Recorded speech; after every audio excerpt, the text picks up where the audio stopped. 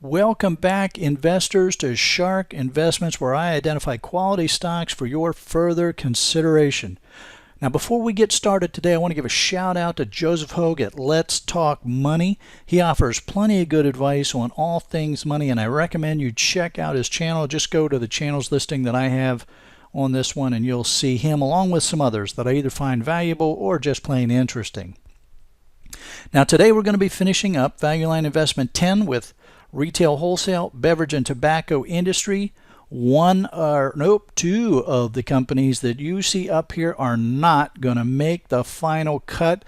Go ahead, take your guess.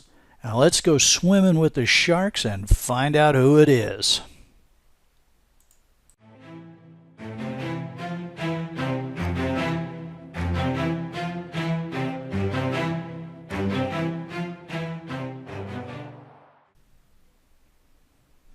So we're starting out with the wholesale retail food industry. Casey's General Stores, CASY. Their dividend yield is 0.9%, and they are a Div 0. A Div 0. Here we see what that looks like on their long-term cash flow, earnings, and dividends per share. Kind of an uptrend there. Took a little hit here in 15 through 18 and then trying to recover. And their dividends have been on a smooth upward slope, but nothing to get terribly excited about. Here's the year-to-year difference. Next up, Cisco Corporation. You've very likely seen their trucks out on the highways.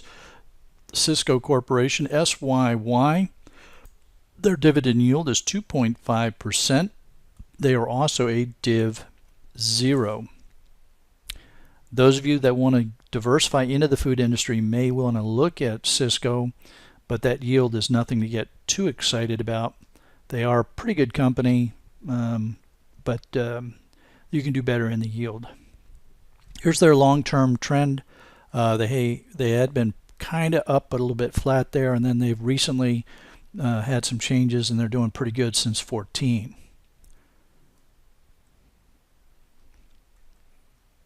And here's what the year-to-year looks like. Year-to-year change. United Natural Foods, UNFI,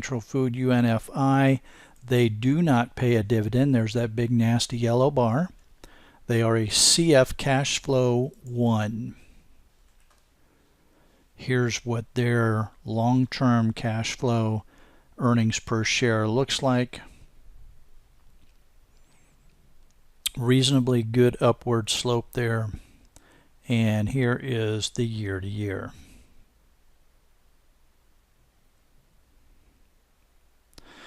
All right, now we're going to head into the beverage industry, starting out with Brown-Forman.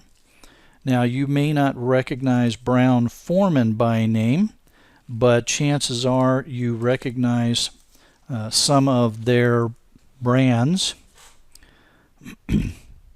They're in the marketing of distilled spirits like Jack Daniel's, Finlandia, Canadian Mist, and Korbel.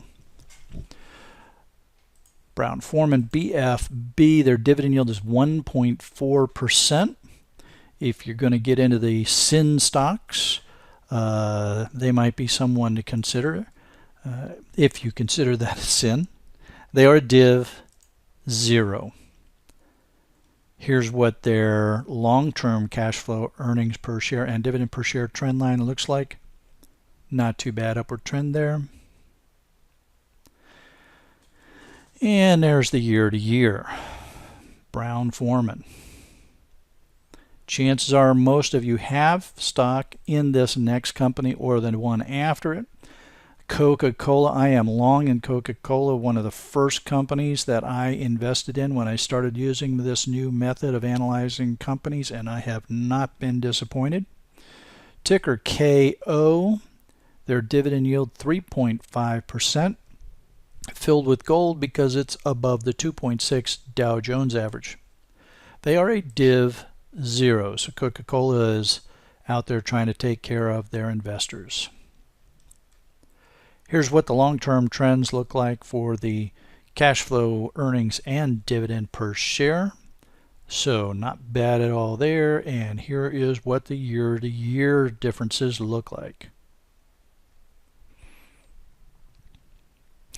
Now, competing with Coke head-to-head is Pepsi. PepsiCo PEP 3.4%, so pretty close to Coke. They are also a Div 0.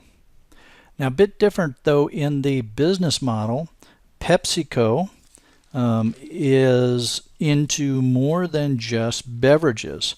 So, Pepsi does, in addition to Pepsi, they're doing Gatorade and Tropicana, but they are also into snack foods: Frito-Lay, Doritos, Ruffles, Lay's, Walkers, Smith's, Sabritas. So they're going after that whole snack orientation, whether it's the beverage or the munchies.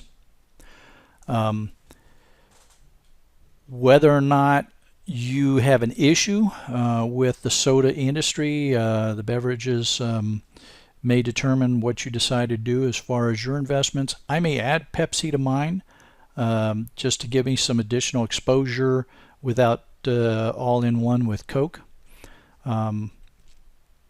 My mindset is that it's okay to have a Coke or a Pepsi every now and then. Like anything, people can abuse or have too much of a good thing, and that's when Pepsi and Coke can be unhealthy. But that's a judgment call, and we're talking about investments here, so you have to try to separate that sometimes. There's the year-to-year changes for Pepsi.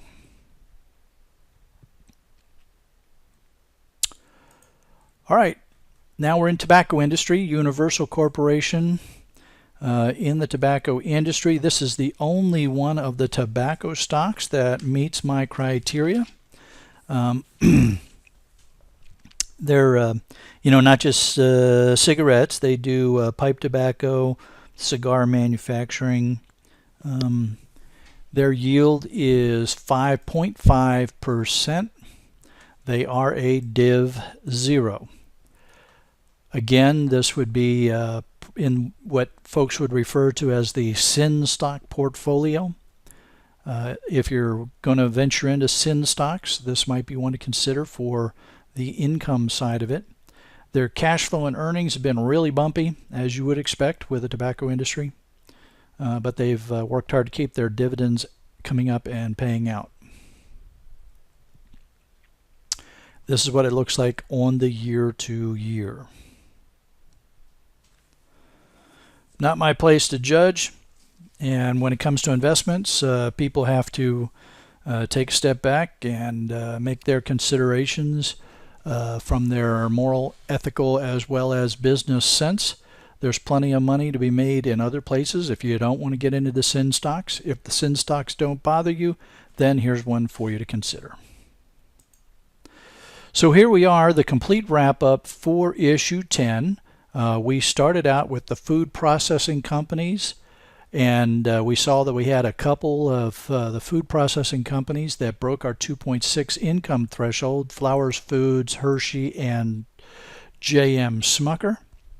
Then we went into the retail wholesale food folks, and then wrapped up finally with the beverage industry, with Coca-Cola and Pepsi being some real hard decisions for folks, or just get them both.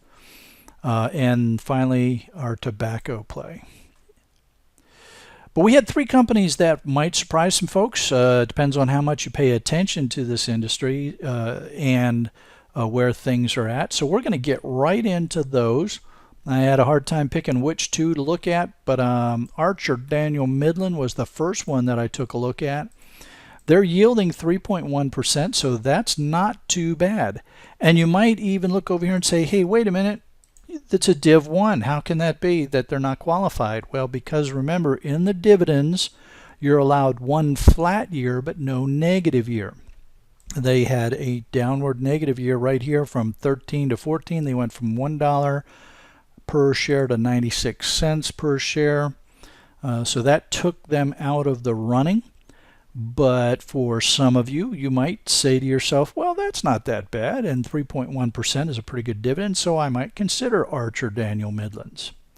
Remember, I'm not saying that making the list is an automatic buy, and sometimes being right on the edge of the list is something to consider. Here's what ADM looks like on their long-term cash flow earnings and dividend per share. And here's what the year-to-year changes look like. So Archer, Daniel Midland's right on the edge. Your call. What do you think? Should they be on the list or not? Next is General Mills. Now, I know some of the folks that are out there on the other channels like General Mills. They've got them in their portfolios. And I'm telling you, you may want to think about that too, because they're yielding 4.8%, nothing to sneeze at. And while they're not qualified, because they've had 2 flat years, those flat years were at the front end or the left side of our attention span here. So next year, when we start looking at the 2003 to 2020 time frame, one of these flat years goes away. And if General Mills continues to keep their dividend per share up, they would become a Div 1 and be qualified on our list. So General Mills is something to think about moving forward. So that wraps up issue 10. Nobody fell off the list. We got some pretty good companies on the list, and we've got 2 that weren't qualified but are still pretty reasonable companies for you to consider. Hey, if you like what I'm doing here, please subscribe to the channel. Hit that bell so that you don't miss a single edition. Usually I post on the weekends, but if there's a lot going on, you'll see something come out on a Wednesday. And I may start implementing some side discussion on Wednesday as well. Give me a thumbs up. If you don't like something here, please let me know in the comments section. The comments should, really 2 things here. Comment on the companies that we're looking at, or comment on the channel itself so that I can make the channel better for everybody. I appreciate your time. I look forward to sharing with you again on issue 11.